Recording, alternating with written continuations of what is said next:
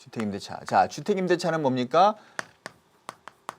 채권이라고 했어요. 채권. 그러니까 채권이기 때문에 물건에 대한 권리가 아니고 일정한 행위에 대한 권리죠. 어떤 행위입니까? 그 주택을, 아파트를, 단독을, 그 방을, 그 원룸을, 투룸을 사용할 수 있는, 사용하는 권리는 거란 말이에요. 사용하는 권리. 그 투룸 주택이, 아파트가 대상이 아니고 목적물이 아니고 사용하는 권리란 말이에요. 왜? 채권이기 때문에 채권입니다. 그 다음에 등기한다 안 한다? 안 합니다. 왜? 채권이기 때문에. 자, 채권이기 때문에. 그 다음에 등기 채권과 물건에 대한 관계는 스님이 우리 수능 특강에서 아주 스펙타클하게 막 환타스틱하게 설명을 해드릴 겁니다. 걱정하지 마시고 불안해하지 마시고 선생님 커리큘럼이 다 정해져 있어요. 다 이렇게 해놨으니까 걱정하지 마시고 그냥 선생님이 이렇게 하는 대로 여러분 잘 따라오시면 됩니다. 자, 그러면 우리 부동산 거래했으니까 그 다음에 뭐 합니까? 자, 임대차에 대해서 알아봅시다. 여러분이 서울로 상경할 것을 대비해서 자, 봅시다. 임차 주택에 대해서 탐색. 에디님도 지금 이거 하신 건가요? 본인 집이세요? 본인 집 아니잖아요. 부모님 집이지. 자, 부모님 집. 자, 그러면 주택을 탐색해야죠. 이제 학교가 어디에 따라서 어디에 얻느냐, 명륜동에 얻느냐, 어디에 얻느냐, 그 다음에 아니면 안암동에 얻느냐, 여러 가지 신림동도 있고 다양하게 집도 있어요. 아니면 학교 앞이 이제 힘들면 다른 데 좀 멀리 가서 이제 얻을 수도 있겠죠. 얻을 수도 있고. 그래서 어쨌든 집을 알아볼 거란 말이에요. 그 가격대 같은 것들을. 자, 그러면 가격을 이제 알아보는데 이제 알아봤어요. 그래서 괜찮은 주택을 얻었어요. 원룸을 얻었어요. 그러면 이제 임차 주택에 대해서 아니면 결혼을 하려고 해요. 결혼하려고 해서 내가 안양에다 집을 얻겠다. 그래서 안양을 알아봤어요. 안양을 알아봤어요. 괜찮다 아파트가. 그러면 그 임차 주택에 대해서 이제 알아보고 당연히 등기부 열어봐야죠. 등기부 열어보. 그래서 뭘 봐야 된다고 했어요? 등기부 열람하는데 누구나 열람할 수 있다고 했어요. 등기부 500원이면 열람, 800원이면 인쇄까지 가능합니다. 그런데 법원 이제 등기소에 가서 자 등기부를 열어봤는데 반드시 뭘 봐야 된다고 했어요? 일단 소유자를 확인하게 되고 소유자 봐야 되고 그 다음에 을구를 봐야 된다 했죠. 을구요. 을구에 대한 권리관계를 봐야 된단 말이에요. 저당권이 있는지 가압류는 있는지 봐야죠.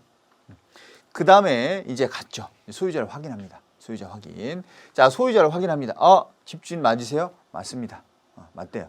그러면 집주인 맞아요. 맞대. 그러면 그 집주인을 확인하고 그다음에 신분 같은 걸 확인해서 이 소유자가 맞다는 것을 이 등기부상의 소유자와 실소유자하고 사실소유자가 일치한다는 것을 확인하고요. 그 다음에 뭐 합니까?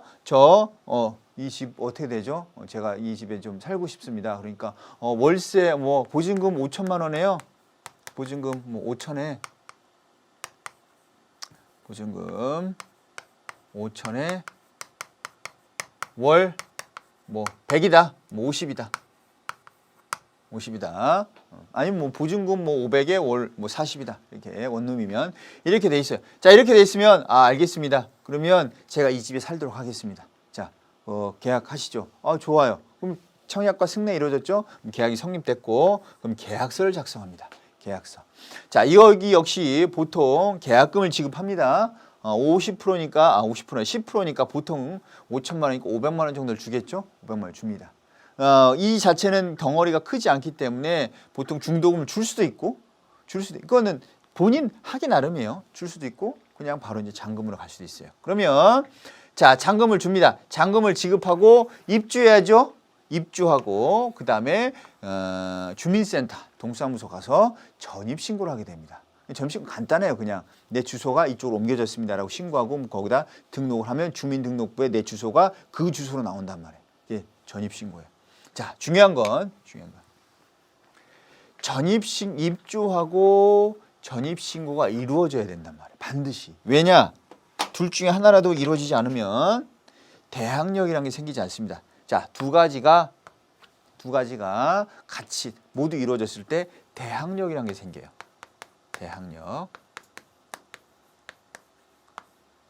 대항력이 뭐냐? 대항력이 뭐냐면 대항할 수 있는 힘이에요. 대항할 수 있는 힘. 뭐에 대해서 대항할 수 있는 힘이냐? 그 집에 대한 권리를 다른 사람한테 주장할 수 있는, 즉 다른 사람에게 대항할 수 있는 권리가 대항력이란 말이에요. 대항력. 누구한테 주장하냐? 모든 사람에게.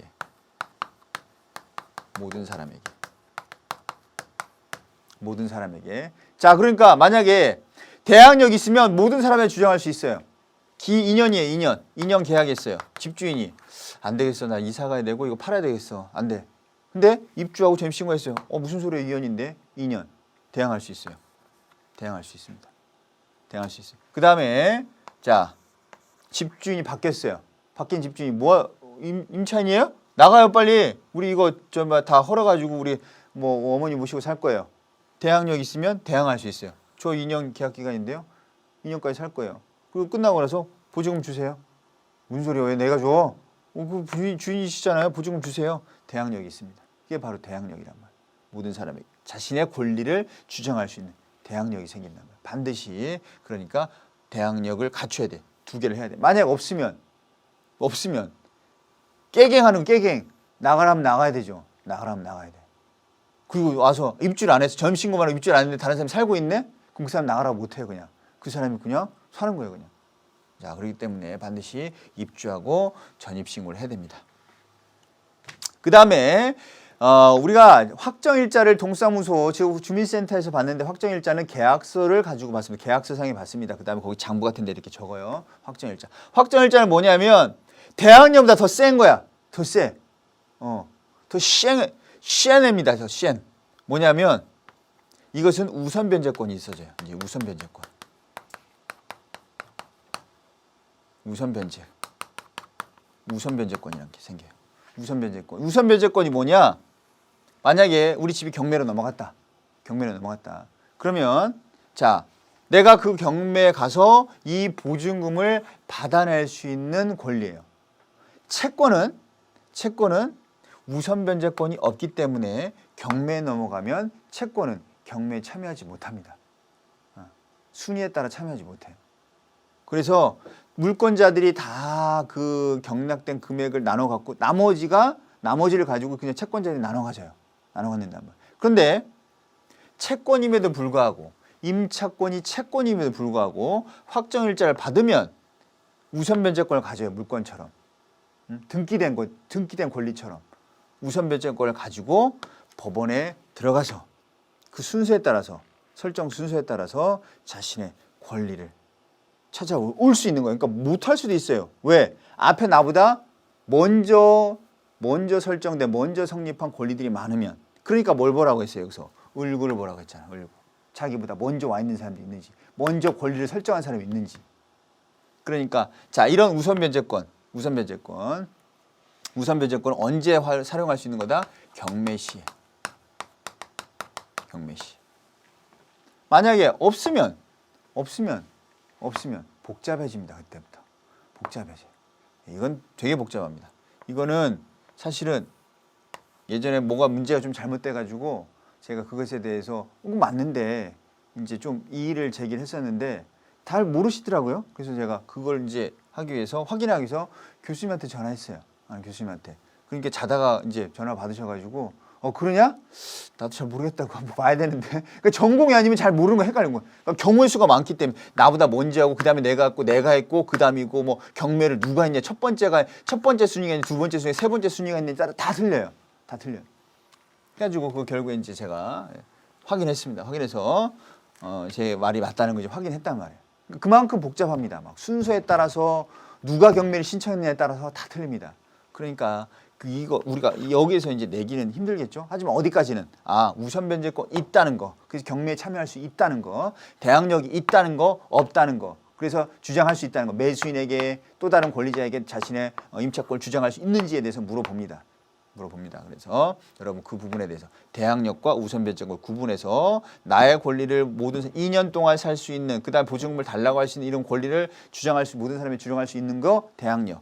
그 다음에 만약에 집이 경매에 넘어갔을 때 내가 경매에 참여해서 순서에 따라서 내가 돈을 받아올 수 있는 권리. 없으면 참여 못하는 거예요. 경매에 참여 못합니다. 그럼 남는 거 그냥 가져오는 거예요. 그런데 자 이런 부분, 이런 대우선 변제권. 그러니까 반드시 해야겠죠? 계약서만 작성됐으면 가도 돼요. 그럼 그 효력은 언제부터냐? 효력은 입주하고 전입신고. 그러니까 계약서에 며칠에 입주한다. 12월 20일부터 입주한다. 그러면 그때 만약에 계약은 12월 1일 날 했어요. 근데 불안해서 확정일자 먼저 받았어요. 근데 실질적인 계약 기간은 12월 20일부터예요. 그럼 효력은 언제부터 생겨요? 12월 1일 날 확정일자를 받아서도 요때부터 효력이 발생한단 말이에요. 확정일자만 미리 받아놓은 거죠. 계약서만 있으면 받아올 수 있어요. 왜? 계약서상에 받는 거니까. 어디 가서 주민센터 가지고 가가지고. 그러니까 불안하면 미리 받아놓는 게 좋죠.